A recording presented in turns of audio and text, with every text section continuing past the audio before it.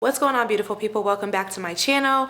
If you are new here, please like, share, subscribe, and let me know how you are enjoying the kind of content that I'm putting out there. I've been going through a series talking about my journey with Jesus Christ, business, lifestyle, incorporating biblical principles into business principles and merge the two worlds.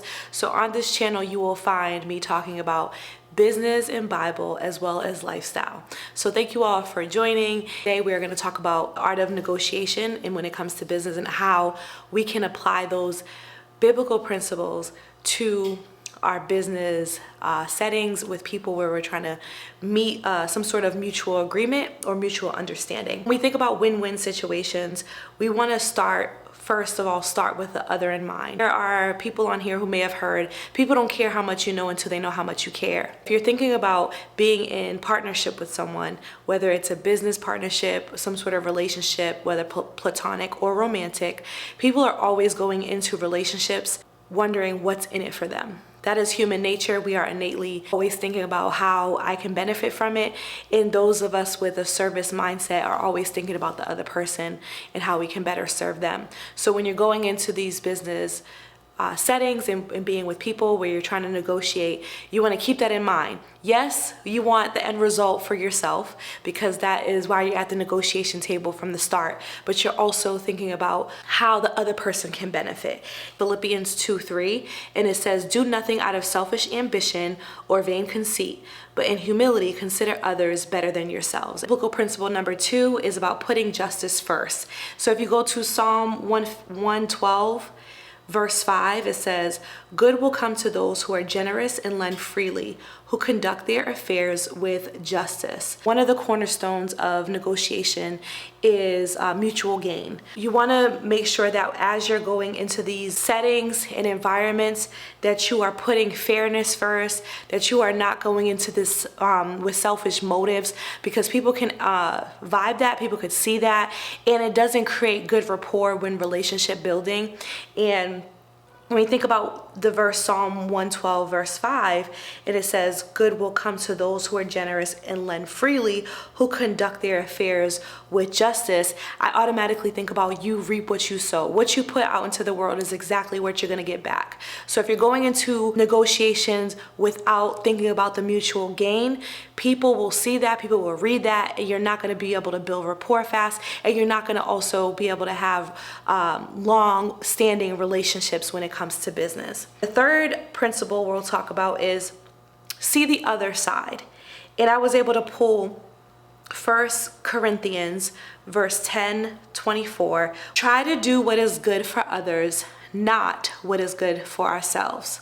All three of these principles are always thinking about how can we go into this mutual gain, this partnership, this negotiation table where it's a beneficial thing for yourself and the beneficial thing for the other person. And when I think about this, I automatically, one of the examples that came to mind is, let's say you're going to shop for a new car. Most times when you go into a car dealership, one of the first things that they do is offer you some sort of water, candy of some sort, because they're automatically going in with that service mindset. And it's also a psychology of how of the sale. You give to people, they automatically triggers them to want to give back to you. And that also, results may vary depending on the person, so this doesn't mean that everyone's like this, but it is human psychology to know, like, what if I give of myself, if I give something to this person, they automatically want to give to me. So if you're going into this mutual gain relationship with a giving heart, then will then trigger that person to say, I want to do this business deal. I want to create this relationship with this person. There are two distinct ways to find areas of mutual gain. Number one is to try joint fact finding. A joint fact finding process engages negotiators in a collaborative exploration of the fundamental issue at stake. Number two is to create value through trades. What I want to do is present several offers at the same time, each of which are acceptable to you. So that way, if you're going into a mutual gain negotiation table, it's not just a one-stop shop, one end-all be-all end result. You're giving opportunities to have the negotiation be successful for both you and the person that is at the table. So this will help you discover what your counterpart cares about the most and where your potential mutual gain can be found. Everyone approaches the negotiation table with different core values in mind. And when you're thinking about business, what may be important to you may not be important to the next person. And so if you give them multiple offers, you're able to then say, okay, I know that this person values money. Or I know that this person values the bartering system. I know that this person values people. I know that this person values increases in sales. I know that this person values how much they can impact the market. You're able to do a discovery by presenting more offers when it comes to that negotiation table and keeping those biblical principles that we talked about earlier. The last thing, but the first thing you should be doing, I'm gonna say this last, is planning ahead.